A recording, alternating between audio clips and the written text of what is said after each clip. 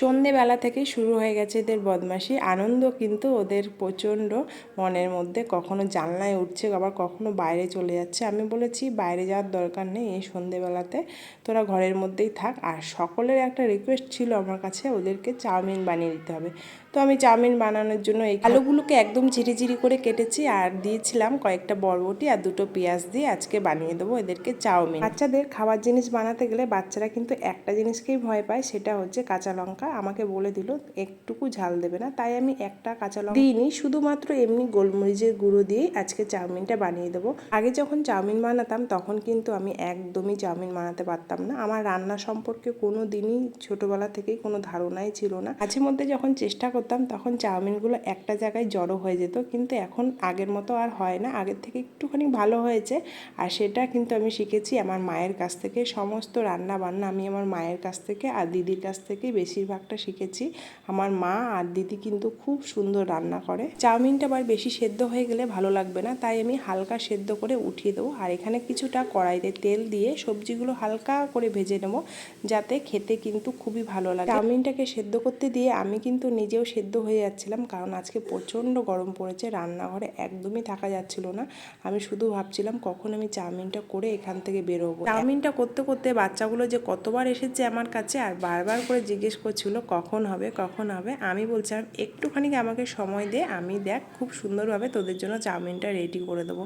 তো এখানে আমি সমস্ত কিছু রেডি করে নিয়েছি আর দিয়ে দিলাম এখানে একটা ডিম। না দিলে কিন্তু আবার বাচ্চারা বলেছে যে খাবে না, তাই আমি আর বেশি ডিম দিলাম না, দুটো ডিম দিলাম শুধুমাত্র ওদেরকে দেখানোর জন্য যে হ্যাঁ চাউমিনের মধ্যে ডিম দিয়েছি। যখন ওদের প্রথম জিজ্ঞেস করেছিলাম তোরা কে কী খাবি, তখন কেউ বলেছিল ম্যাগি খাবে, কেউ বলেছিল চাউমিন খাবে, কেউ বলেছিল আবার ডিম টোস্ট খাবে।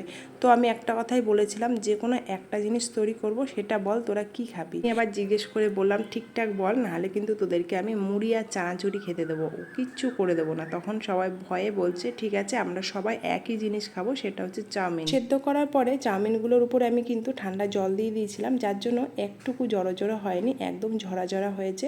আর এই ভেজে রাখা সবজিগুলো সমস্ত দিয়ে দিলাম। এবার একটু নাড়াচাড়া করে তারপরে নামিয়ে দেবো। উপর থেকে দিয়ে দিলাম সামান্য কিছুটা গোলমরিচের গুঁড়ো, যেটা স্বাদকে অনেক বাড়িয়ে দেয়। আর এই গোলমরিচের গুঁড়োটা কিন্তু আমি নিজে তৈরি করেছি বাড়িতে। গোলমরিচ কিছুটা কিনে এনে শুকিয়ে রোদে আর সেটাকেই পেস্ট করে রেখে দিয়েছি একটা কাচের বয়মে, যাতে গোলমরিচটা খুবই ভালো থাকে। কিছুটা সাদা নুন দিয়েছি আর সামান্য একটু বিট নুন উপর থেকে ছিটিয়ে দিলাম। তারপরেই তৈরি হয়ে গেছে আজকে সন্ধ্যের টিফিন। আমি বলেছি খাওয়া দাওয়া কমপ্লিট হয়ে গেলে তোরা যেন পড়তে বসবি, কিন্তু পড়তে একটুকু বসবে না ওরা। অনেক কষ্ট করে তো বানিয়েছি, জানি না কেমন হবে, ওদের মুখে কেমন লাগবে।